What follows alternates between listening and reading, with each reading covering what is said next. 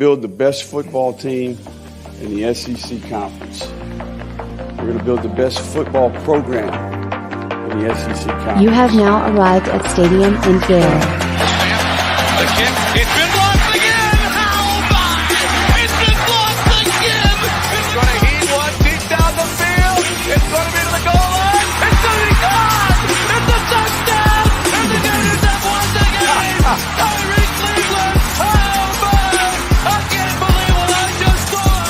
Dropping back to throw. Thompson fires the ball over the middle. It's Torre! It's Torre! Got a touchdown! Torre got a touchdown! Oh, man! Torre's got a touchdown!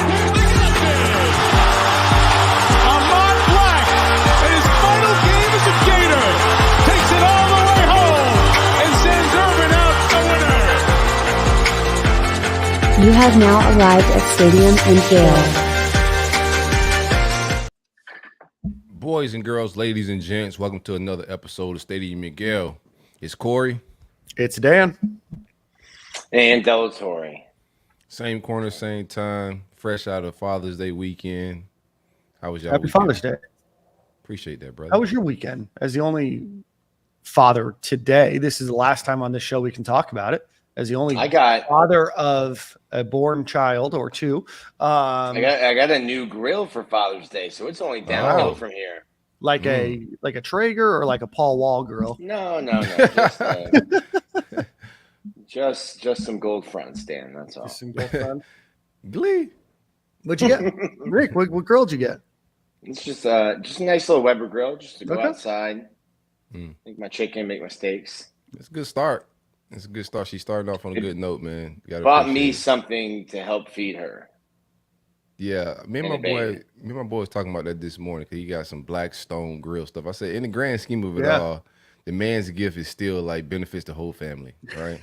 If there's no mani pedicures, there's no massages, Nah, no shoes. nah. Hey, cook this up for me. So, how was your Father's Day? Solid, man. I had a solid weekend. They definitely listening to the show. I got some gifts, nice gifts this year, man. Some Bad Birdie gear. Got some essentials, Ooh. Crocs. Mixed it up a little bit, man. So good Father's Day. Fish all weekend. My son is A fiend. he's a fiend, bro. Like we passed the canal. He was like, Dad, you think it's peacocks in there? I'm like, bro, I don't know. He got apps. We passed by canal. He's like, hey, Dad, the app says there's like a lot of peacocks in there, man. So I was like, bro. So just exhausted from the sun. Summer is definitely summering out there. The heat's crazy, but Yeah, awesome weekend for the most part, man. it's awesome. Nick, you're in Omaha. I know you got stuck in a major rain delay on Saturday night, but how's Omaha treating you? Just continue donating money. I wish that Harrah's was a 501c. So these gambling losses were tax deductible. I don't believe that they are. I thought you was going back for revenge. What happened to that? Yeah, it's the revenge tour is on hold currently. The casinos don't lose, baby. Yeah, They don't build palaces in the deserts of Iowa for being bad at blackjack. And That's my true. God, the dealers here are some of the best blackjack players. Yeah, I'm telling you what. Yeah, The dealers here are some of the best blackjack players I've ever seen. yeah. I mean, the LeBron of blackjack dealers. Just the creative ways that they will show you a 6 and take the scenic route to a 21. It's nuts. just The scenic it's route. impressive. Corey, It's impressive. I was telling Nick I was up in Montreal for work last week, and on Friday night I went to the casino there, and I thought I lost more money than I actually did because I forgot about the exchange rate. So I lost 40% less than I thought. But I was telling Nick about I lost on a 20 on a 6-card 21 from the dealer. Just some absolutely egregious losses. That's crazy. I don't know where they're training these folks up. I don't know. The blackjack development program around the world is just at elite levels right now, just pumping out great talent all across North America, from beautiful Council Bluffs, Iowa to Montreal, Canada. Just absolutely bonkers. Boys getting that work, man. They getting in the gym. I'll tell you what, though, this was this was we have no home run hitters. Yeah. Yeah. Well, we're country and home runs. We're going to talk a little baseball here in a second. Sorry, go ahead. With your weekend. No, if you've not been to Montreal, really, really cool town. Had a fantastic time, but I had some time to kill Friday night, and I was like, I'm just going to go to the casino expecting a small, just kind of, one floor. But if I don't tell you, this casino is 6 stories tall, just absolutely nuts, just filled with thousands of slot machines, all types of table games, anywhere from, I'll give them a quick shout out too, because they have $10 tables, 25 all the way up to your high roller tables. I know in Vegas, it can sometimes be hard to find anything under, 25 or, 50 at times, but Montreal is a beautiful town. If you guys are looking for a unique kind of European experience, beautiful weather while I was up there. But shout out to all of you. My boy T-Mac gave me a bunch of recommendations of places to go and things to do. So thank you for him. But yeah, so that's my weekend. I was hoping to watch the baseball game on the way back, but obviously the life had other plans. A shout out to the fans who came back. There were still like 25,000 people at the game after a 4-hour delay. And we had a ton of people interacting both on Twitter and on our message board for the game that ended, I think, 3:30 Eastern time, 3:15 Eastern time.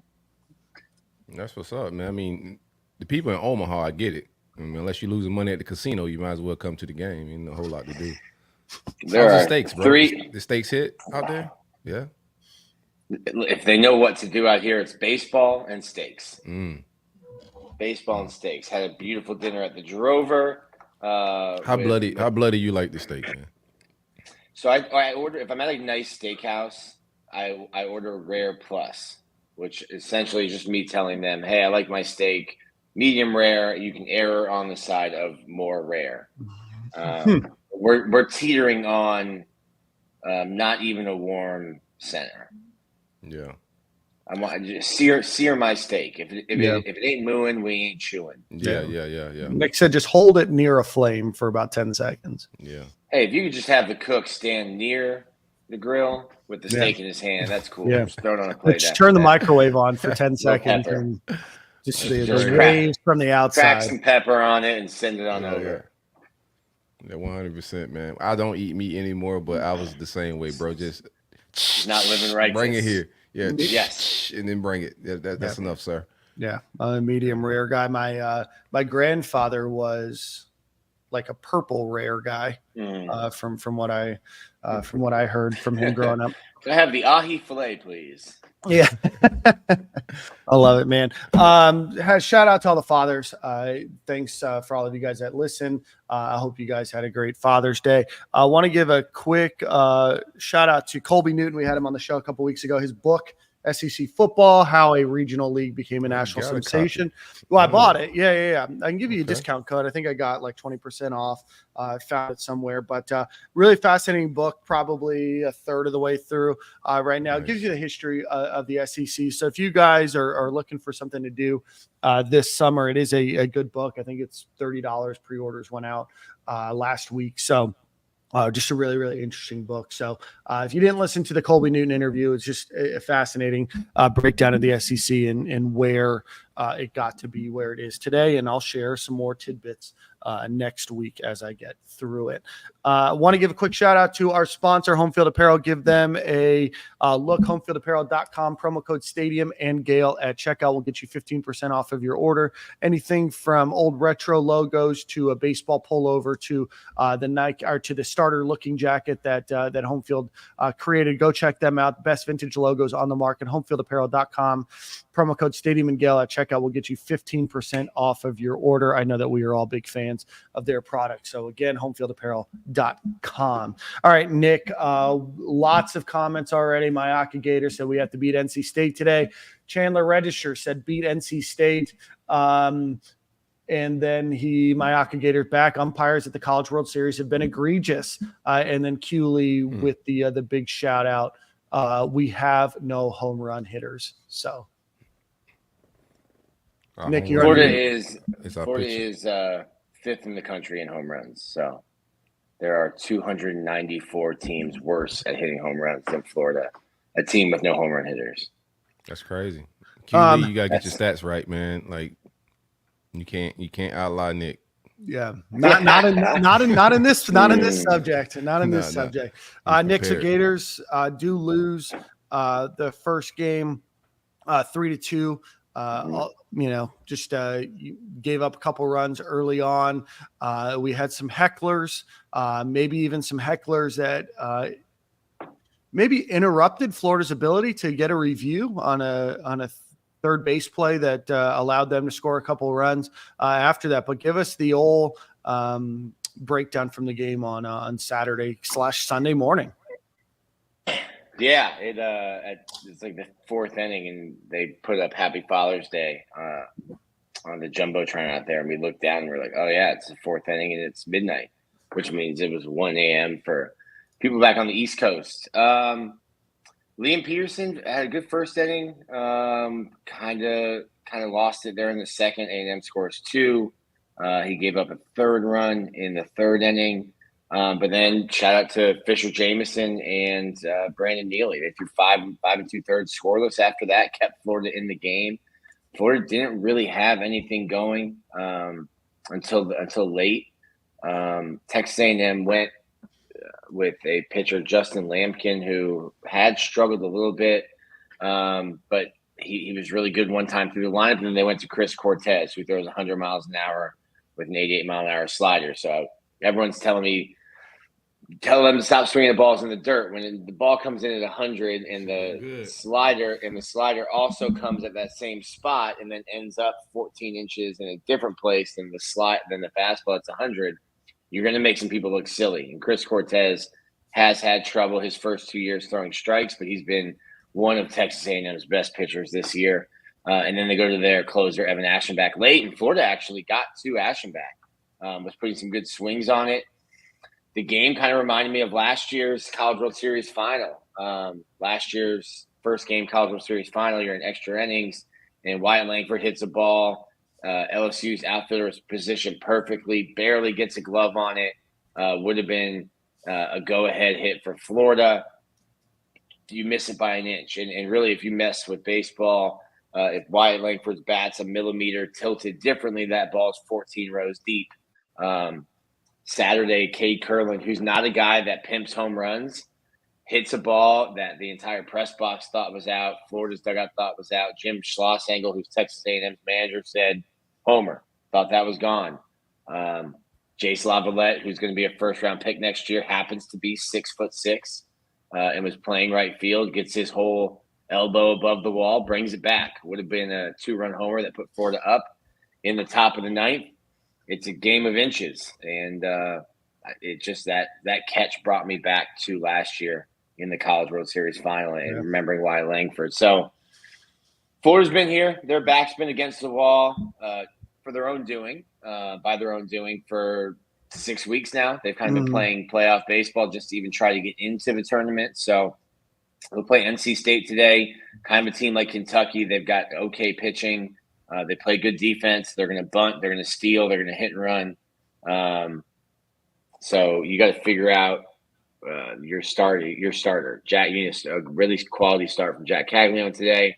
And then you need the bats to get hot. But Florida is capable of scoring 5, 6, 7, 8, 9. We've seen them score 12 runs in an inning this year. So when the score was 3-0 against Texas A&M, and the entire fan base was Chicken Little, the sky is falling, I was like, that's a walk, a bloop, and a blast, and the game's tied. So Florida has all the capability. I think Florida is talented enough to beat any team here, but we've also seen them lose to teams they shouldn't lose to. So I've got no feel as to how long they'll play. But for a lot of people asking, Florida now has to win 4 straight games to get to the College World Series. So it's a double elimination tournament. Think of the College World Series as 2 separate 4-team double elimination tournaments. So Florida's side of the brackets, Florida, NC State, Kentucky, Texas A&M. Today at 2 is an elimination game. The winner of Florida, NC State will play the loser of Kentucky, Texas A&M. And then you have to beat the team that's 2-0. You have to beat them twice. So you have to win 4 in a row. You have to win 6 of 7 to win the College World Series. They did go into the College World Series winning 5 in a row, right? Yes. So it was their second 5-game winning streak of the year. Okay. All right. So I think Nick has better odds down there in Omaha at the blackjack table, to be honest with you. Yeah. What was the drama with oh boy, the fans trolling? I know like behind the scenes was going on, but what was that drama? It looked like it was getting aggressive. Dr. Farmer, who's a surgeon, looked like he was ready to either climb up or drag them. Is that who climbed up on the? I thought the reaction was a little the security guard with the hat. The security guard with the Gator hat is just a local. They gave him a couple hats. Oh, okay. A couple of years back, and he wears them whenever Florida plays. Cool. I talked to him. I've seen him a couple times. He's yeah. Ask him. Took a little longer, buddy. Was it a coffee break? I don't want to get into like what they were yelling, but it's just pretty uncalled for in a game. And I think it ended up distracting. I didn't know that the play was that close live. It didn't look that close to the play at third. Mm-hmm. Florida had already used one of their 2 challenges. They ended up using a challenge later in the game and getting it correct. But yeah, that run ends up scoring, I think. Mm-hmm. Yeah. You think we need to send Dan out there to match their heckler with ours? I think if you get kicked out of a game at the College World Series, you can no longer go into the stadium. So it was a very expensive heckle. Yeah, their heckling was very different than the type of heckling that we were doing. We were just having some good old fashioned right field fun. They were doing some personal attacks. Dan's telling the right fielder his shoes are untied. I was telling him that he was having a bad game. I was just reminding him, letting him know, hey, you just got to play better. Yeah, I like it. John Ruiz wasn't spending that kind of money on Miami baseball program for that guy to be slouching off on a Friday night game. You know what I mean? Just as a good reminder. A transfer from Miami too, as well. Yeah, Blake Sear. Yeah, we talked about that. It happened live on the show last week. Okay, everything's it was live in Clemson. Yeah. So Florida does go 1 for 11 with guys in scoring position. That one pitcher that they had was throwing some pretty nasty sliders during that game. Umpiring is going to be umpiring. I think that we're just paying attention to it a little bit more now. There's obviously some drama around it. Not every call is going to be perfect, but I've seen Florida State and Tennessee fans complaining as well. Yeah. Well, not Tennessee fans. They got caught on the check swing as well last night. Yeah, yesterday they were complaining. Yeah. Well, they won pretty handily yesterday, so you're 2-0. Being 2-0 in Omaha feels really good. Sure. I've covered teams that are 2-0 in Omaha. Teams that were 0-1 is tough. I think only 4 teams since in this current format have won the World Series after starting 0-1. It's just really tough. You need a lot of pitching to come out of the loser's bracket. But Tennessee looks really good. Florida State handled Virginia. Virginia, my goodness, they got handled by Florida last year, got handled this year. It's tough to get out here, but it's really, really hard to get to the College World Series. But Virginia has not had a good time the last 2 years out here. Yeah. So, well, Nick, you head to the Diamond later today. The boys are going to be playing at, assuming no rain delays, 2:00 Eastern time on ESPN. Any other baseball talk before we move on to football? How do we feel about NC State? Pitching's legit. Yeah, I don't even see that they've announced their starter. I've been looking for that this morning. Haven't seen it. I asked one of their writers. I have a story up from one of NC State's writers answering some questions. I really, really like NC State's catcher, Jacob Cozart. He's like a top 50 MLB prospect, really good behind the plate. He's having a really good offensive year. They've got a nice closer. I think they've got an okay bullpen. It'll be interesting to see who starts, but they're kind of like Kentucky. They're going to bunt the ball. The Kentucky versus NC State in the opener. My good, I think I saw more sack bunts or push bunts for a hit in that game than I saw watching Florida for the last 4 months. Like they are Tom Amansky fundamental baseball from the boys in red. It should be a good game. You need, like I said, you need a good game from Jack, and you need the offense to show up. I'd like to see Florida get a lead early. I see them dig holes early and then come back from it late. But getting a lead early and letting your bullpen kind of rest. Not if you can get out of this game with a win and not having to throw Fisher Jameson or throw Brandon Neely, that can set you up. Because like I said, Florida doesn't have a ton of arms that they trust to throw in big games. And when you lose game one, you're going to have to win 4 games. So being able to get out of a game with a win and not have to use your guys would be big for Florida. Okay. So we just need to get up early and just beat the piss out of them, is what you're saying. I mean, that's honestly, that's a great recipe. Thank you. For any sport. Noted baseball enthusiast Dan Thompson with the analysis. I would say expert. Noted baseball expert. Yeah, I watched a lot of the Tom Amansky commercials during Nickelodeon when I was growing up, probably on Double Dare or Legends of the Hidden Temple. You know, him and Fred McGriff were out there just both back to back AAU national champions. The crime dog was a spokesperson for Tom Amansky. Yeah, I remember those. Got guys thrown into trash cans from the outfield. 100%. Oh, we're starting Jack today? Oh, Tom Amansky's still alive, 76 years old. Shout out to Tom Amansky. Yeah, it's been a while since we've shouted out Tom Amansky on this program. All right. Nick, any more baseball talk before we get to your favorite subject of all time? Punters. Basketball? Oh, punting. Okay. Women's basketball. Nick, no. Right. Tune in. Check out updates on Twitter. Sign up for Gators Online. Let them know that you enjoy baseball. Perfect. All right, let's get into the subject that Nick has been waiting for. Actually, before we do that, let's give a quick shout out to our new friends, old sponsor, back again. Our friends over at home are at Game Time Sidekicks. Sent us all some care packages. Yeah, I got one. National Champions of Golf. I need that one. That one's fly right there. I ain't get Look at that swinging gator. I saw this FSU one, Silk. Swinging FSU. I didn't get no swinging FSU. Oh, no, that's a swinging gator. You sent me some funky. I got that one. That one's fire. Yeah. My son ran to that one and grabbed that real quick. The whole house was mad. On Father's Day weekend of all places. You know what I mean? Yeah. He opened the box, bro. I came in the house. I was like, where all these cups come from? So Dad, I opened it. It had your name on it. I was like, Dad, that could have been the explosives, man. I got haters. You got to be careful. I got haters. I'll just be opening my gifts, man. But I didn't like the beige and barbecue sauce, but I get that to my brother. He's the black sheep of the family.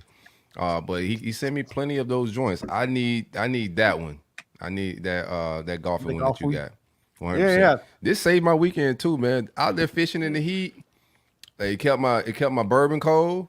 You know? And then on Sunday morning, it kept my coffee hot. You know, it's quite the thermal. A great product, cheaper than some of their competitors, but just as good quality. Anything that you could want. They have a lot of different schools that they're representing and have products for. But go check out go check out Game Time Sidekicks. Jeez Louise. Go check out GameTimeSidekicks.com. You can use promo code STADIUM15. It'll get you 15% off of your order. Again, we have used these cups for years, still in the same condition I got them in 2 or 3 years ago. And then obviously a lot of new stuff that's out there. So anything that you could want for cups to keep your drinks cold or keep your drinks hot, we are big fans of them, not just because they support the program, but because they are very, very quality stuff. So again, GameTimeSidekicks.com, Stadium15 at checkout. Get you a golf. I don't know where that's my fly camera is. right there. I like that, man. It's got like the honeycomb. I'm telling you what, man. Yeah. Nick, where's your cup? You got your cup? I did not pack my cups. I did get a bunch of them. I actually have 2 of those, the Black Gators ones. The guys at Game Time Sidekicks sent me one last year right before the black jerseys, so I helped promote those. Nice. Might have to do a giveaway with one of the 2. Yeah, I got some I'm gonna do a shirts. giveaway with the Miami and the Florida State one, but I'm gonna keep the other ones. Beige and barbecue sauce is fantastic. I like that one. You can't give me to your co-hosts over at Flow.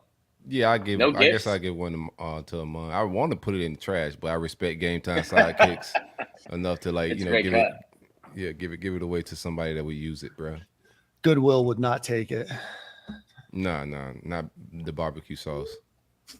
I went on the website and they got everything on there. Every program in school is on there kicking it, man. I just thought when Game Time Sidekicks first came out and we was dealing with it was just a Gator thing, but nah, man, them boys is vibing with absolutely everybody. So if you one of those weird Gator fans that like Gator and Duke, in basketball season, like they got you too, bro. You can find them at if you're not going to get our discount, but you can find them. They're at the bookstore and at Dick's Sporting Goods. Now don't go there. Order it. Use our discount. Yeah. Get your 15% off, and then if you sign up, you can get free shipping. Yeah, get free shipping if you sign up on their website. 15% off Stadium 15. Again, GameTimeSidekicks.com. That might be our longest ad read ever, but great product. Nick, the Gators grabbed a commitment from a punter, 2025, Hayden Craig from Maine. What are your thoughts? Game changer. Honestly, you should probably move up 7 to 15 spots in the recruiting rankings whenever you're lucky enough to grab a commitment from a punter. Yep, Florida dropped in the recruiting rankings actually. Egregious. Yeah, egregious. Yeah, Gators right now 56th in the class of 2024, 58th. I'm sorry. So right now 15th in the SEC. Class score is 84.9. Obviously, there's still a lot to do. There's a lot of people that are waiting to see. But Coles, who ranks kickers and punters, Nick, I was surprised to learn this. So he's a 5-star from Coles and punting, 4.5 stars and kicking. If you know the answer, don't say. Do you know how many 5-star punters Coles gives out? Dozens. Yeah, 28. Yeah, 5-star punters. You have to get down to the at one point I thought they went for like you get 6 into anything stars. below a 4-star. Yeah, they do give out 6. None this year though. So he's a 5-star. On 3 has him as the number 3 punter in the country, but the number 1 prospect in Maine. So the same way we were talking about the number 1 player in the entire country, 2 different countries last year, Germany and the UK. The Florida grabbed the number 1 player in the entire state of Maine from Bridgeton Academy in North Bridgeton, Maine. So yeah, that means that the punter kicker is the number 1 player in the state of Maine. I don't expect us to be in Maine for nothing else. That's it. Let's just wrap it up. Gators grab Hayden Craig, the punter of this class. The Gators also grabbed over the weekend Jaelen Waters, cornerback, 6'2", 180 pounds, the number 153rd overall player, cornerback from Armwood High School in Seffner, Florida.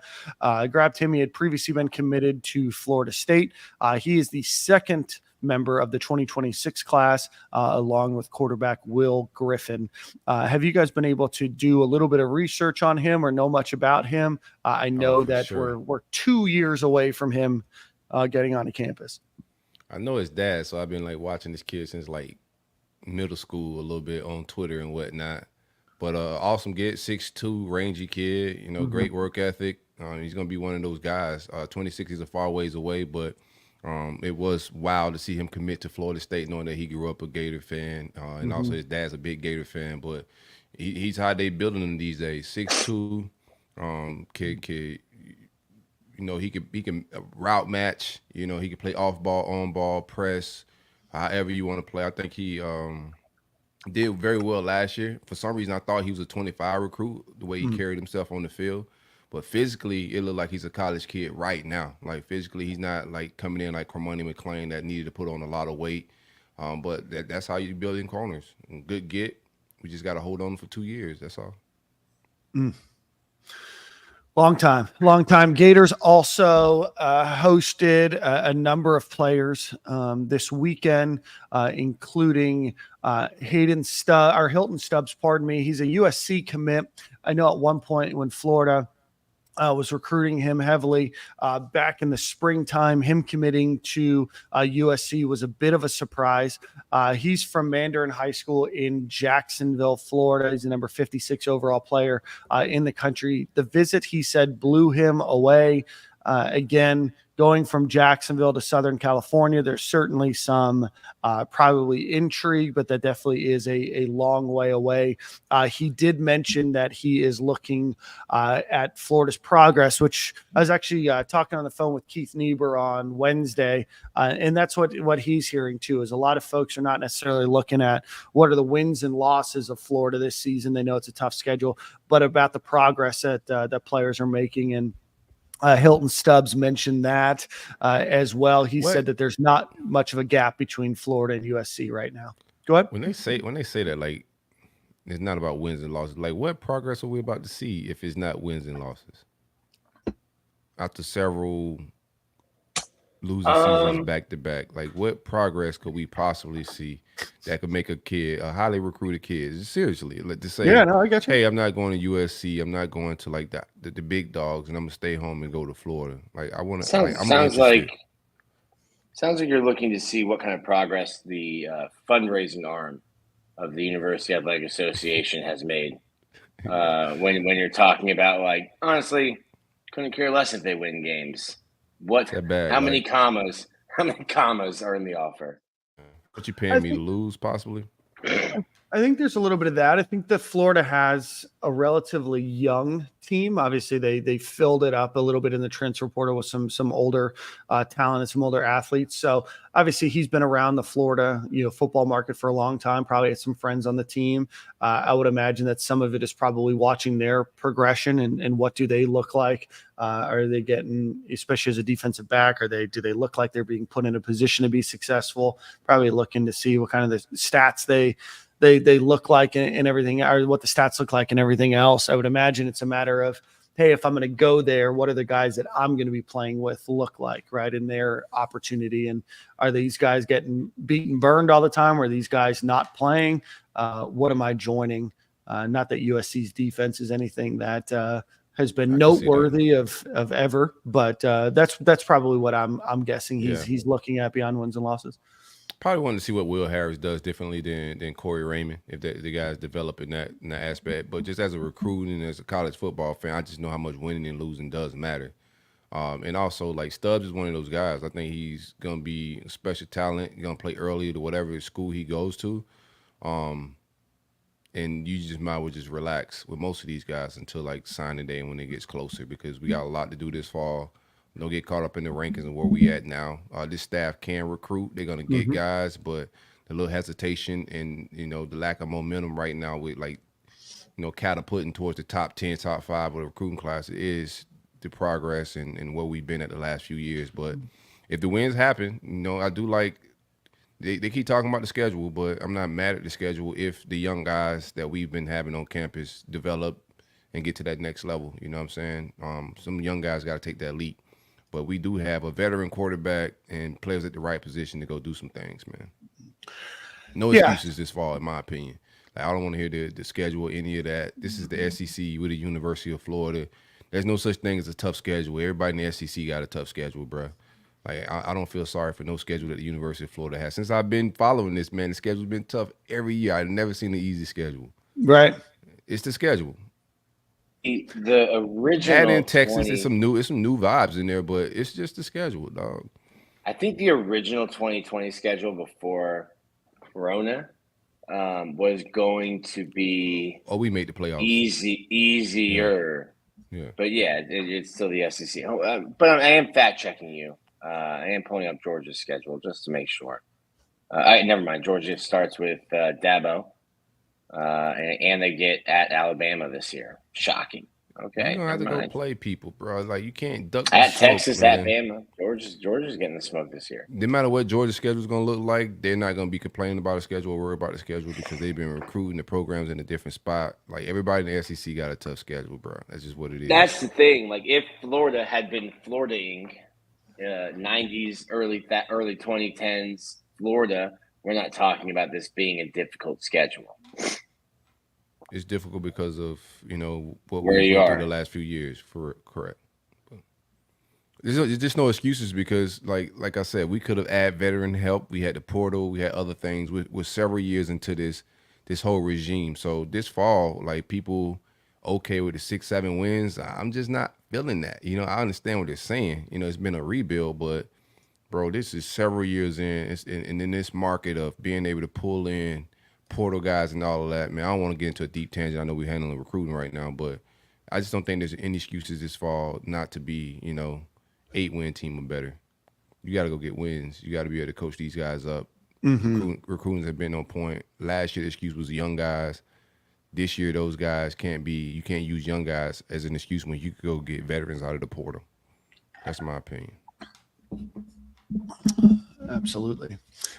Let's see. Speaking of the schedule, I'm going to pull that up right now. We did get some times announced for the SEC schedule, which I will say is nice to have early for those especially that are looking to make a trip to Gainesville. Sorry, 1 second. Yeah, from a fan perspective, do you like that? So, like, you still don't have a concrete time, but you've got a slot. Like, Right. Hey, even 5 months out, like, hey, if I'm trying to go to that Kentucky game, I know it's not going to be at noon. It's going to be at 6 or it's going to be at 8, Right. and I can make my travel plans accordingly. So I do like that. The FSU game is controlled by the ACC because it's there this year. So I don't know when. Just glad it's back on a Saturday. You know what I mean? Yeah. Tuesday morning. Thank you, ACC Network. Right after cartoons, we'll play Florida State. So let's run through the schedule right now. Like I said, I like that you're able to plan, especially those that are maybe making day trips and need to coordinate with babysitters or dog sitters or whatever it might be. So Florida is playing Miami August 31st at 3:30, September 7th against Samford at 7 p.m.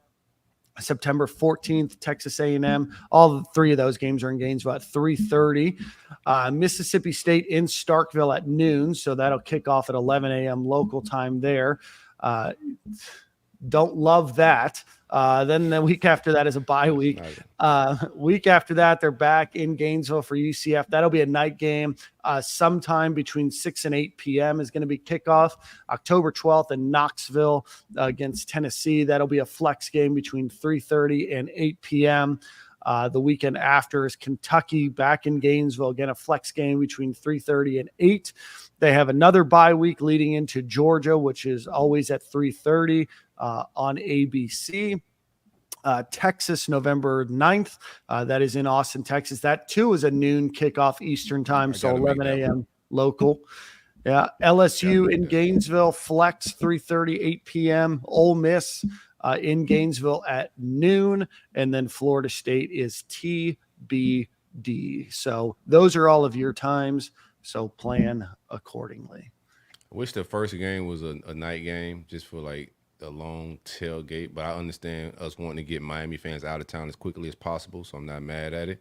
But I wish it was a night game. 3:30, not a whole lot of hotels in Gainesville, so if you're trying to get out of Dodge and not spend $500 a night on hotels, then you got that option as well with the 3:30 game. But would prefer the night. But 3:30 in Gainesville in August is just gonna be swamp-like, you know. The fans will be drunk. The weather will be steamy. It'll likely rain at some point, either before, during, or after that game. It's just going to be skies out, thighs out, though. Skies out, thighs out. Yeah. Great time for 5-inch inseam shorts. All right. Sundress season. Word to Nick, man. Sundresses and cowgirl boots, not cowboy boots, cowgirl boots. All right, let's see. We got a couple of preseason magazines out, both Lindy's and Phil Steele. Phil Steele is going to be on the show in the next couple of weeks, so we're going to talk to him a little bit more. Legend. Eight players were selected to Phil Steele's 2024 preseason All-SEC team. Montreal Johnson, RB1 in the SEC, according to Phil Steele. What are you guys' thoughts about that? I like it. Might be a career achievement. He's going to go over, or should go over 3,000 career rushing yards. Like, he's been an 800-yard running back every year he's been in college. He's going into his fourth year. I know fans like to dump on him, but I think the difference between him and Trevor was just a little bit of burst. And when your offensive line can't block, that little more quickness Trevor has is him breaking a tackle at the line of scrimmage to gain a yard versus Montreal breaking that tackle 2 yards behind the line of scrimmage to lose a yard. I like Montreal. Him and Trevor Etienne. Sorry. Yeah, Trevor, right? Trevor or Travis? Yeah. Trevor Etienne. I don't know. I had both of them. Those are your Jaguars. Yeah. But I liked his game and him being able to make the first guy miss. But Montreal is no slack. He's no slouch, bro. Like he's a strong runner. Has good vision. Last year wasn't our best like offensive line. The first year he looked a lot better because the offensive line performed a lot better, and also Anthony Richardson helped open some holes up in the run game with some of the stuff that he could pull the ball and run with. But Montreal is no slouch, bro. I think he clocked in at the fastest time at our running back, 4.51, which is solid time. We'll see how it all plays out, but I think the offensive line should be solid to good this year, so it should be an improved Montreal Johnson, in my opinion. I like that for Phil Steele. Where do they have Etienne at? Fourth team. Nice. I like that for him. Sorry, just caught a cough there. Let's see. On Jeremy Crawshaw was also listed as a first team punter. For all SEC first team. Phil Steele's second team included Shamar James, Jason Marshall Jr. Not going to lie, was a little surprised there. And long snapper Rocco Underwood were listed. I'm still a little shocked by Jason Marshall as well. Just waiting on your thoughts. Yeah, just a little shocked by Jason Marshall as well, but we'll see if he improves this year. Then 2 special team guys. Shamar deserves all the flowers. I think Shamar is going to be could play late first, second round draft pick in my opinion. He just got to stay healthy. He's going to test well at the combine. He's going to have a great year as long as he stay injury free, sideline to sideline. There was a big drop off when he got injured last year. So yeah, I'm with the Shamar James smoke. Jason Marshall got a lot to show me this fall. He got a lot to live up to. That Palmetto 5 kind of stunk it up a little bit when they got to college. We fought and argued over them on the recruiting trail, but when they got to campuses between here, Miami, and everywhere else, it was just not worth the recruiting arguments. And then 2 special team guys. I'm gonna let Nick get in his bag. Yeah, it's funny. It's they gave us a bunch of information about how good Florida's special teams was, and I think I put some of that out. I didn't really. Who said that? Argue. Florida gave a bunch of the writers if you looked at a bunch of like the stats that football coaches would look at in terms of special teams. Florida was doing that on very a good tour, Nick. I'm telling you what, nobody cares, right? Like, I get it. Which is why, EPA, you know, I basically copy and paste the information, and I said, listen, I will hand out your flyers, but I'm not going to be begging people to come to your concert, but I will hand out the concert flyers for you. That's legit, man. Because when you consistently have glaring issues that people can see. They don't see the hidden yards. They don't see the hidden stats. It's like Jim McElwain used to say, your actions speak so loudly I can't hear what you're saying. So like get 11 on the field. That's a bar. And that is a bar. That's a life bar. Listen, Jim McElwain had great life advice. He just a little self-sabotage towards the end there. Yeah. We had some great like positive things with two of our special team guys making the field steelless, and somehow Nick turned it into this, man. I think A great life bars is what I turned it into. Underwood was a 6-star long snapper, if I remember correctly. Word. So member of the Townsend family. So of course, great lineage of special teamers. Oh, I didn't know Rocco was a member of the Townsend family. He is cousins to Tommy and Johnny. Oh, As you can see with different last names, tough to make that connection, but glad you did. That's why you tune in to Stadium and Gale for family trees. Yeah, some dandy facts from Nick. Dandy facts from Nick. I'm really taking over Dan's segment. I've been coming with only facts. Low key. I don't think so. I don't think so. High key taking over Dan's dandy facts segment of the week. High key. I just don't high key. Let's see. Lindy's Sports. Let's see. Mentioned that Billy Napier is on his scorching hot seat right now, second in the SEC, just behind Arkansas coach Sam Pittman. He said boosters need way more bang for their Gator bucks than the last 2 seasons, Mr. Lindy said. Not a bar. Napier got his butt. This is a direct quote from him. Napier got his butt handed to him in recruiting this year. Got poached at the end. I think Billy's smart and a good coach, but I think he's too nice for that place. I don't think he has control of the players.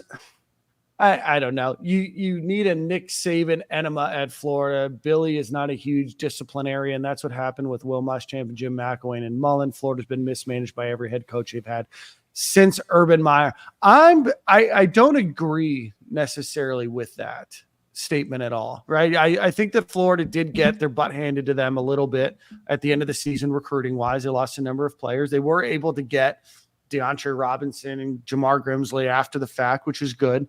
They did get poached, right? I don't agree with the statement that he doesn't have control of his players, in that he's not a huge disciplinarian.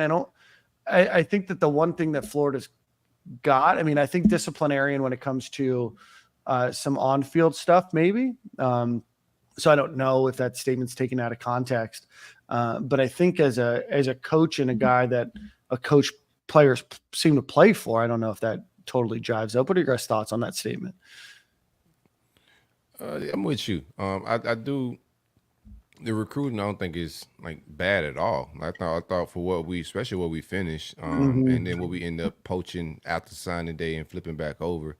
You still getting I think the 7th class or something like that. Like recruiting isn't an issue, I think, with Billy Napier, especially if they start winning. I think winning is the problem. That's it. In-game coaching, the incompetence that's come from the sideline sometimes, the lack of urgency, the play calling, us not getting the official offensive coordinator and play caller in that aspect. I think there's some flags there and still some question marks from the fan side, media side. That's going to continue into this fall until this get corrected. But I think he has great control of the locker room. I haven't had any off the field shenanigans, man. And as a Gator fan, we know what offseason have looked like. There's been a controversy every offseason with players arrested, whatever it may be. And we just haven't had any controversies like that. So I think he has good locker room energy and chemistry. But like that, some of the functioning parts around it is definitely got his seat hot. I think the strength and conditioning coach, that whole situation this offseason was a little bit of a mess. And then we kind of settled on the guy, but didn't really go get our guy. And we all been questioning the strength and conditioning of the team. So there's some red flags in that department. But I think overall, team morale, these guys being like a family, they're very close knit. Not a whole lot's getting out to the media as far as what's going on recruiting wise or with the team. So I think they're close knit, family vibes. At the end of the day, winning matters. And Billy ain't winning. You can have all that stuff in order. I don't care if you Run Zook recruited well, but he wasn't winning games like the fans wanted him to. So they got him up out of here. That's just what it is. So Billy got to win games. If he don't win games, bro, they're gonna get his ass up out of here. Yeah, no, and I think you're 100% right. I think that wins and what you said earlier when we were talking about Hilton Stubbs and what he was looking for. At the end of the day, Florida needs to win. Florida is not a 500 program, or they should not be a 500 program. So that's what you need. I just don't know if I love just that commentary as a whole. But Nick, do you have any thoughts? The other one, I think you're not including that what Florida was able to do in the transfer portal into getting your butt handed to you. But there's also some luck that goes into that. Yeah. Like if they don't cancel the Dodge Charger and Nick realizes like, oh my God, what am I supposed to do now? It doesn't retire. Jameer Grimsley's probably still there. Mm-hmm. If Texas doesn't lose they lost their defensive line coach. DeAndre Robinson's probably still there. So like you're not always going to be able to be Dennis Rodman and be in a perfect position for a rebound. Mm-hmm. You need to win these recruiting battles probably before and sign these kids out of high school. But I think the job they've done over 3 recruiting cycles, both portal and high school, has given you the best roster you've had since you've been there. Yeah. I've talked to some people at Florida who certainly would not say this on the record, but like were shocked at the roster when they got there, coming from UL, thinking a certain type of way of what you're going to be inheriting because you're getting an SEC program, you're stepping up a level, and then went through a month of practice and a month of lifting, and we're like, who was running this show? Right. So no, I don't agree with that. Lindy's also had the anonymous coaching, which I love. I love that stuff. Yeah, we're gonna get to that in here in a second. Yeah. Well, go ahead then. I won't no, you're good for you. But I think it is Billy's best roster, so I don't agree with that. Yeah, I think that I'm not a Billy stan. I think you guys will remember that from back in February. Some people even unsubscribed from the show because of some of the things that I said. But I think some of that is just not correct. But, again, it's his projection. He predicts the Gators are going to finish 12th in the SEC ahead of South Carolina, Arkansas, Mississippi State, and Vanderbilt. He ranks them number 37 overall in the country, the nation's toughest schedule, bad portal losses, and he said, are they circling the drain? Good news is that Florida looks like they can build a program around 5-star quarterback DJ Lagway. The bad news is Trevor Etienne and edge rusher Prince Uman Milan left for other SEC programs. Lindy's call, facing the nation's toughest schedule, a 4th straight losing season for the Gators, is probably imminent. His all-SEC picks were Montreal Johnson, first team, Eugene Wilson, second team, which Phil Steele didn't have, so I want to talk to him about that when we get him on in a couple weeks. And then Jeremy Crawshaw, second team. He has Montreal Johnson as the number 14 running back. Eugene Wilson is number 16 wide receiver. Jeremy Crawshaw as the number 3 punter. And then let's get down to – let me find that anonymous coaching thing here in a second. His most valuable player was Graham Mertz, emerging stars Eugene Wilson, and top newcomer is Pup Howard.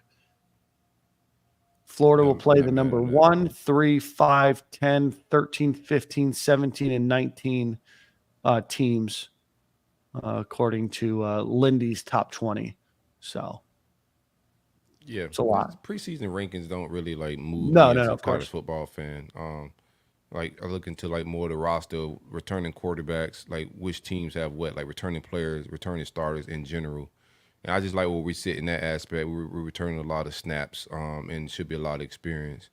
I forgot who had to comment on it. Somebody had to comment about settling on the strength and conditioning coach, and that the players advocated for Tyler to be the strength and conditioning coach. Why would you say they settled on Tyler when that's who the players advocated for? I mean, players advocate for Savage as well, right? And clearly we didn't go with Savage. While the players may have wanted him because of who they know on the staff, continuity, being with him. But obviously when our strength and conditioning coach left, we hired a guy, then he left again, then we went in-house. Just watching football over the years, when you start selling for in-house, it just never turns out well. You know what I'm saying? I'm hoping Tyler is the greatest, you know what I'm saying? It's just my opinion from us promoting in-house over the years, me following college football, it has never panned out well for us. Am I wrong? Yeah, I see your point. I like Tyler, and I would argue, one, I think you made the mistake of not retaining Nick Savage. I think Nick Savage should have been. I think Savage should have been retained. I think you got a really good coach in Craig Fitzgerald. Obviously, then he goes to follow his head coach, and I like the processes that after being inside and watching it, I like the processes. Everything is data driven. It's funny because Tyler Miles said, he's just a redneck from Kansas.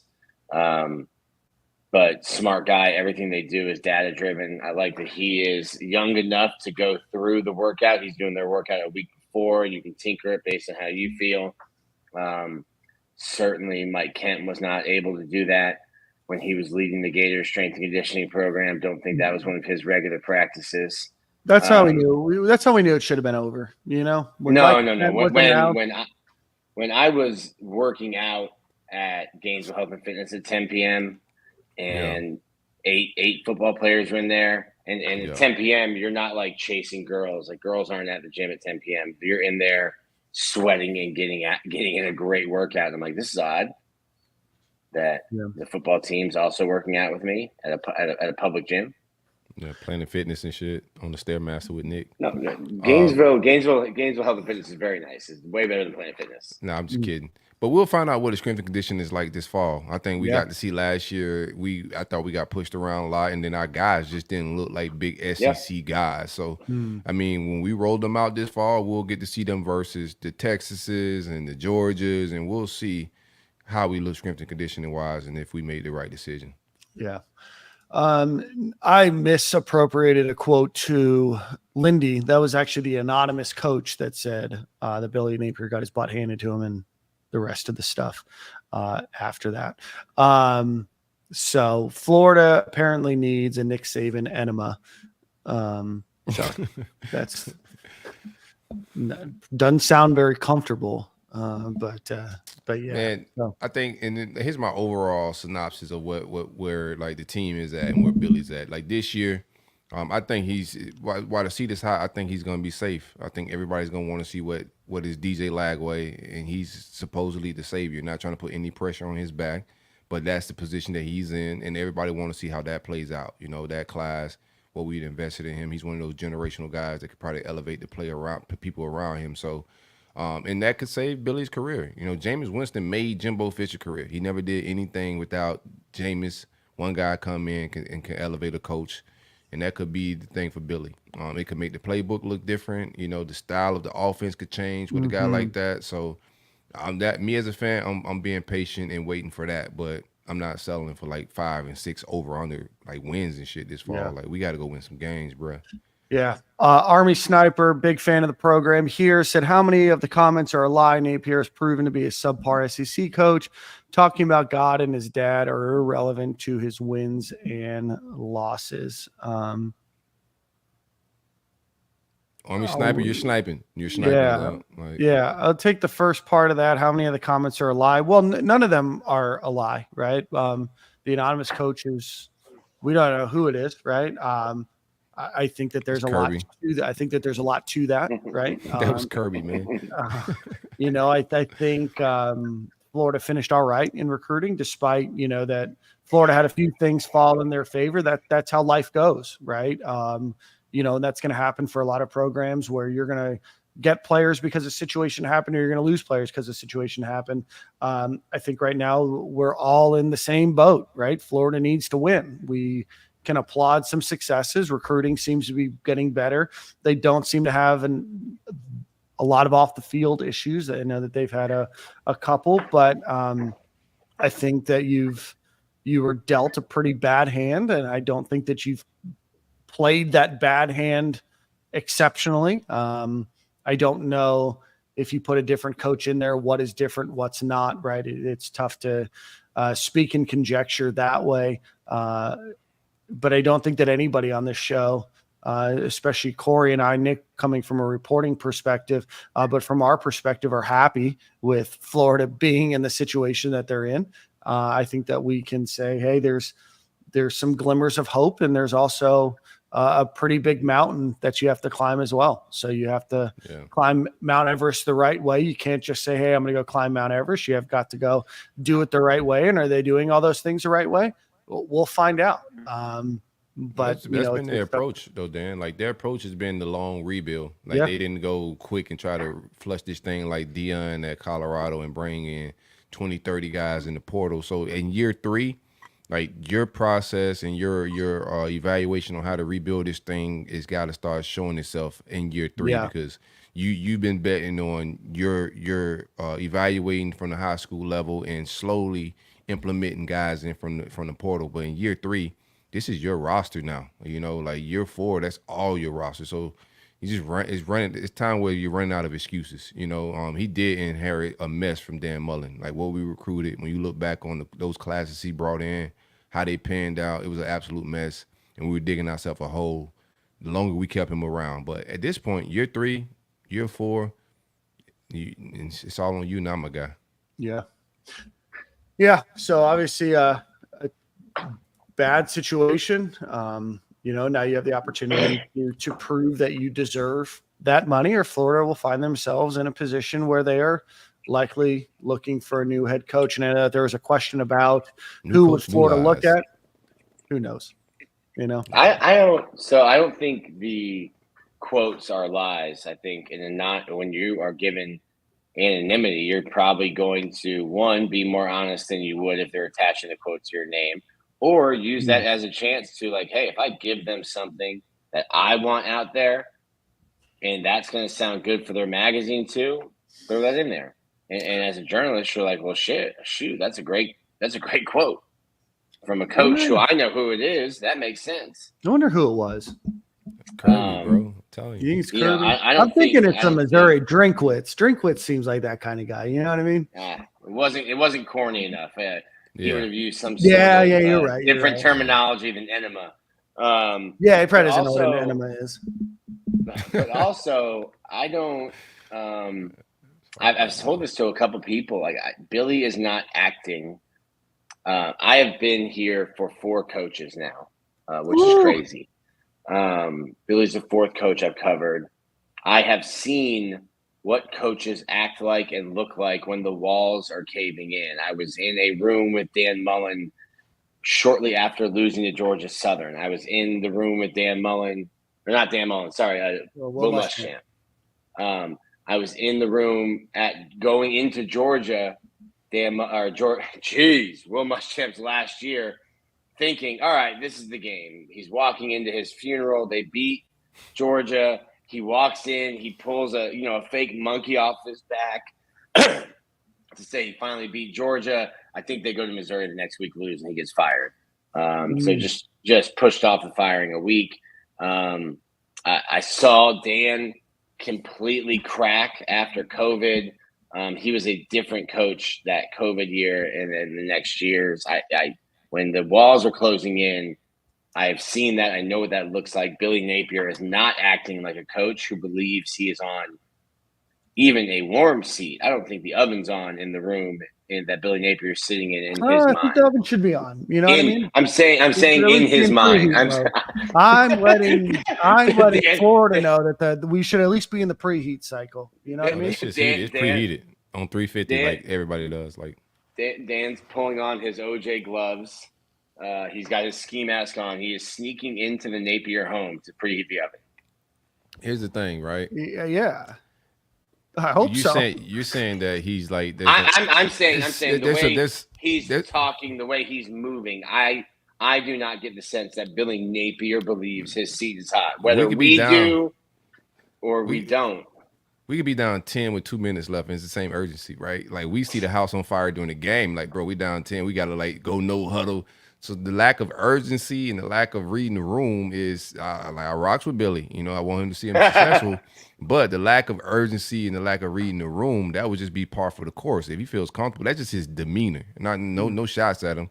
His demeanor is real cool, calm, and collected. I'm not about to panic. Even if we're down 10 with 2 minutes left on the clock, he's going to take his time. He's going to vibe out, you know what I'm saying? And then talk about his dad and God. 10 guys on the field. He's like, right, yeah, it's all good. We don't need 10 to play. we got 10. We'll get 11 next time. What could happen, right? So, yeah, I mean, I think that there's, we've talked about this a lot on the show. I didn't know this is where today would go. We've talked a lot about it on the show. I think that there's some improvements that you can say are valid. There's areas of opportunity and there's areas of concern going into next year, right? Obviously, Florida does have a tough schedule. I always say that with on paper, it's a tough schedule. We don't know, right? There's a lot of changeover in quarterbacks. I think 7 or the 8 programs that Florida's playing have new quarterbacks. There's going to be injuries along the way on both sides. There's a lot that can happen. I think that we want to see some in-game improvements overall by the University of Florida football team. Florida complained a lot about the defensive line and about defensive backs last year. You've made 2 changes there. You brought in Ron Roberts, hopefully to add some additional, to add an adult to the room, if you will. I'm not saying that in a demeaning way. You've hopefully made some changes along the way that the Napier administration believes are going to put the football team in a better position.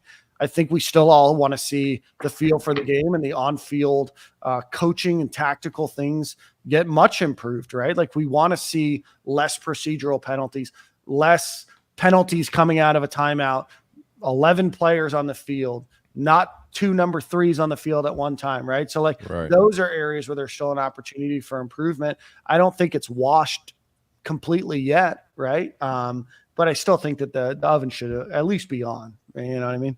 Billy, if you're listening to this show, let me give you some advice. I don't know what they're telling you in the administrative office. They're telling you to be comfortable and your seat's not high. I'm going to tell you something about this fan base, bro. You better go win some games, bro. I know you seen the Capitol on January 6th. It could get ugly, bro. We got Viking hats, bro. You better go win some games, bro. Seriously. It's urgent. I'm being real. It's urgent. I don't nobody should be comfortable right now, at all. Go win some games. Nobody's seen Dan Mullen getting fired that year he got fired, bro. No, I did not foresee that. The whole season playing out like that. I'll tell you what, that happened about as quickly as I've seen a firing. Yeah. Throughout the season, bro, I went back and listened to us that fall. At first, we were just nah, he's safe. He's gonna be all right. It's all good. And as game by game went by, the energy changed and it shifted quick with him, the fan base, the media, everybody. You went from possibly being in the playoffs a year before, Trask and the Heisman race. The vibes was great. First round picks, all of that. He started dibbling and dabbling with trying to get the NFL job, but still it wasn't Dan Mullen, I want out of here. And as that season went on, as we started to lose games, the pressure started to build. The fans and the players started beefing. That's how it always is. The players turn inward and it's us versus the fans, and then it turns ugly quick. Bro, you cannot underestimate the power of this fan base. Don't go into this season comfortable. Just straight up. Yeah. Go win some games. Fragrance Journey. Yeah, smash that like button while you're here. Kevin Valdez. I sat next to Ron English on a flight this past week. A great conversation with Candid. Stephen Gale alum Ron English. Don't know if Ron English would come back onto the program after that interview. Now that I'm thinking about it. What, bro? What'd you do to Riverboat Ron? What? Fedora Ron. I'm a fan. Ron. Yeah, there was. Ron English. Yeah, not Ron Roberts. Ron English. I think we just had some questions. You know what I mean? About plays and why certain people weren't playing. It was early on. Ahmad was on. I think that there was just overall, I think the vibe just wasn't quite Ahmad's calling out the safety play. Ron didn't like it. We just weren't vibing the way that we normally do with a guest on that one. Listen, they had Ron won me over when it was him and Hove in a drop in a dunk with some 24-inch spokes. Ron got his fedora on. Hove's leaning up against the back of the caddy. I was like, you know what? Your safeties can give up 48-yard bombs, no problem. No. Fire out that picture. I just don't think that. Fire out that picture. Hey, his defense have played well since leaving. For sure. Yeah, they played well before. He rotated a million DBs, bro. I don't know what Ron was doing. The project he tried here, he's not trying wherever he's at now. I tell you that, bro. He had us looking crazy. Yeah. And I don't care that he blocked me. Antonio Brown blocked me this weekend too. Yeah, I saw that.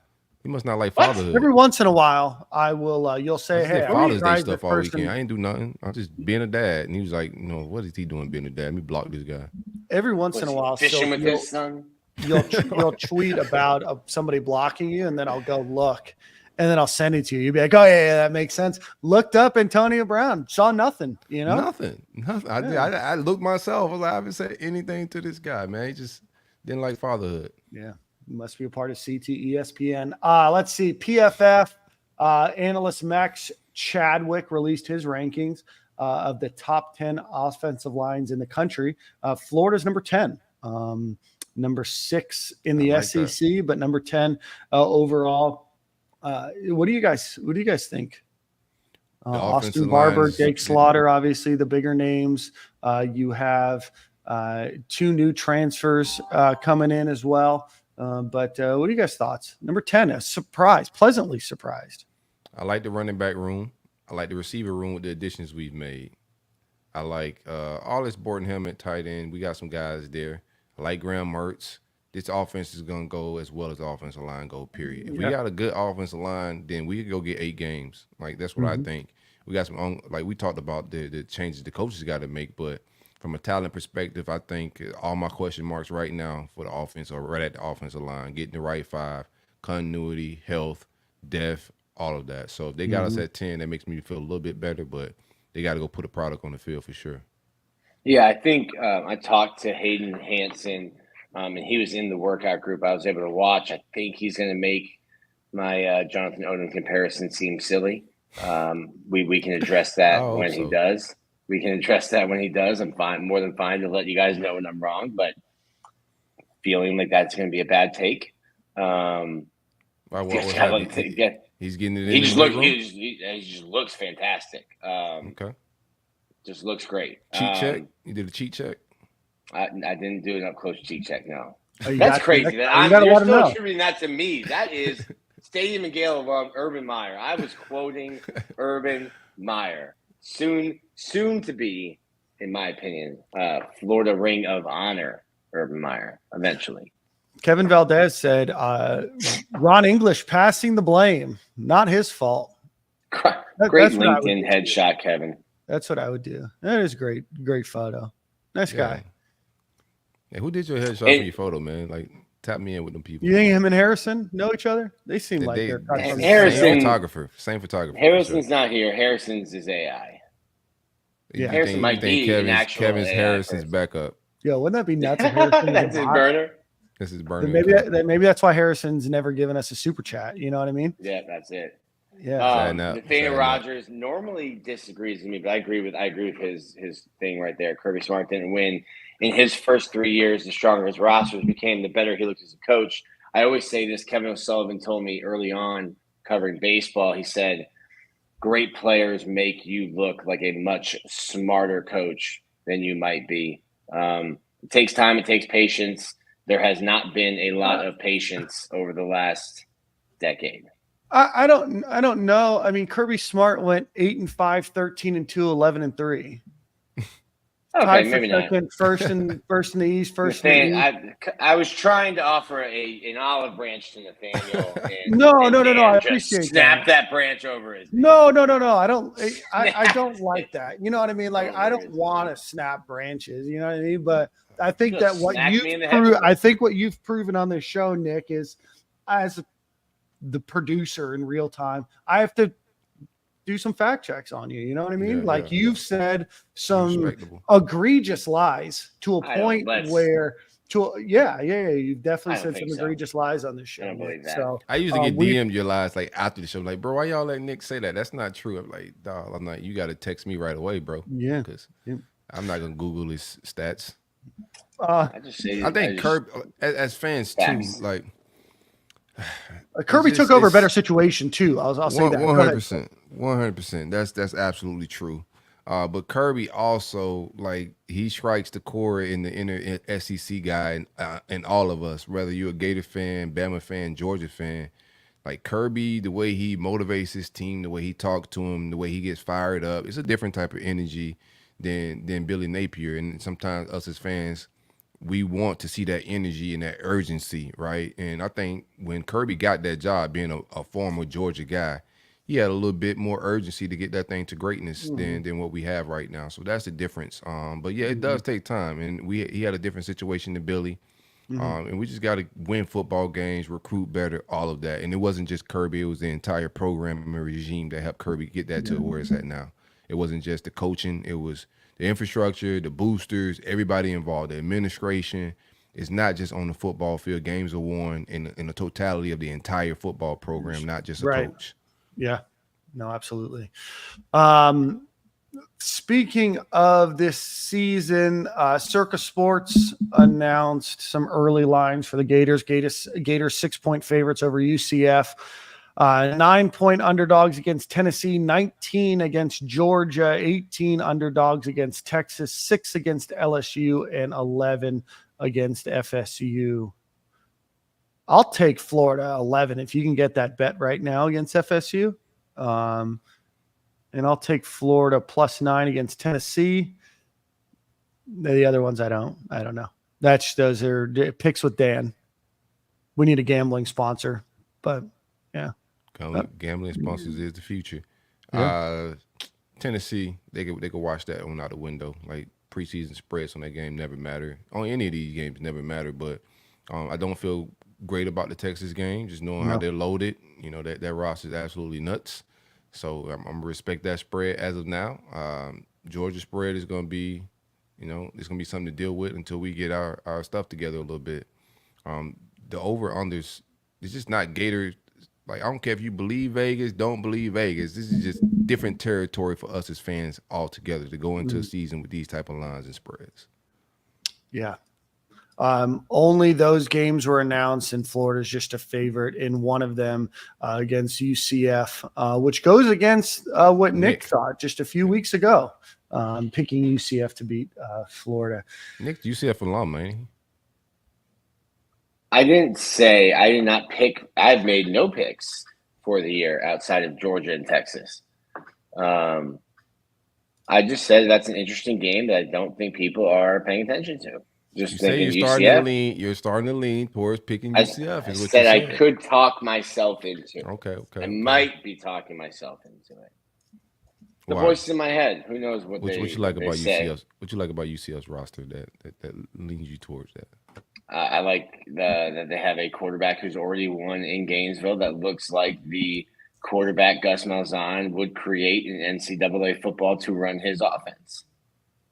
Until I see that Florida has learned to tackle and has players in the secondary willing to tackle a 245-pound quarterback who probably will run 25 times in Gus Malzahn's offense against Florida, I have questions. Yeah. We've got a couple games to figure out. We've got, 4 games before that? 4 games before that. I'll have a baby here. Maybe I'll skip the show. I'll be on paternity leave and won't have to make my pick. Coward. Say Gale doesn't offer paternity leave. I just got to check. Yeah, you got to check HR. We'll have Kevin or Harrison fill in for you. Ooh, I like that. Lies will fly. That's what we're here for. We're here for the viewership. Any other final thoughts before we get on out of here? And Nick, before you head to Charles Schwab Stadium. The Chuck. The Chuck. That's what the streets call it? The locals here just call it Charles Schwab. Florida's creative team has been calling it the Chuck. I think the Chuck's cool. I like it. Yeah, I mean, it kind of fits with like the meat theme of Omaha. You know what I mean? Like ground. But the stakes here are elite. There's not much to do inside the city of Omaha. Outside of the zoo, the baseball. It's great baseball. It's been fantastic baseball. First 4 games, there were 3 walk-offs. All 4 were 1-run games. It's great baseball, great food. I've spent a lot of money on food and wine. Good. Have donated money to the pumped money into the economy of Council Bluffs, Iowa. Would like to make a cash withdrawal at some point. We'll see how long. They'll let you do a cash withdrawal at any point. I meant like leave with more chips. Oh, you mean go to than the a purchase. Yes. go to the pay window. I got you. Make a cash withdrawal from the cashier, not the ATM. Understood. Thank you. Well, we have an exciting couple weeks coming up. We are working on getting Mike Holloway onto the show, back national champion track coach. Phil Steele will be joining the program here pretty soon. We're halfway through June, which means in the next couple of weeks, we're going to start doing some previews of some of the Gators opponents, maybe start to bring on some national writers that can help break down Florida's schedule a little bit more. But we are nearly through the doldrums of the summer. We've got summer practice getting started in a few weeks as well. So we will have a lot more updates and everything else.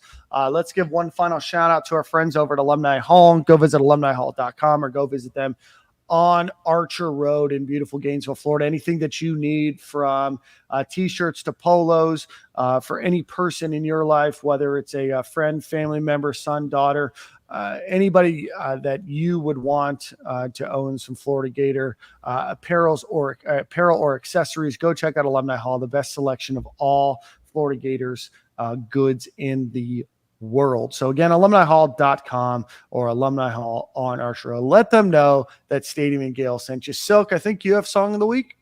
Very Nick, nice. Your shanty's coming next week. Very nice. I found a shanty, which led me to an entire album of shanties. So we might be shantying our way into the football season, Daniel. Pirates of the Caribbean soundtrack? I listened to an entire album of shanties while on the plane to Omaha. Wow. That's nuts to admit. Time well spent. Just happy, upbeat music. If you're still watching on YouTube, please hit the like button, hit the subscribe button, share with a friend, do all of that stuff. Helps us grow the show, helps us reach more people, which is what we want to do here. So, Silk, you got a song? Yeah, let me go with a little Mac Miller, man. Go some Macadelic. Been playing a lot of Mac the last couple of weeks, man. So I'm gonna go. Let me just go Hurt Feelings. Mac Miller. Rest in peace, Macadelic. Same corner, same time. Same corner, same time. We'll see you guys next week. Thanks for watching, and we will see you soon. Nick, enjoy Omaha, brother.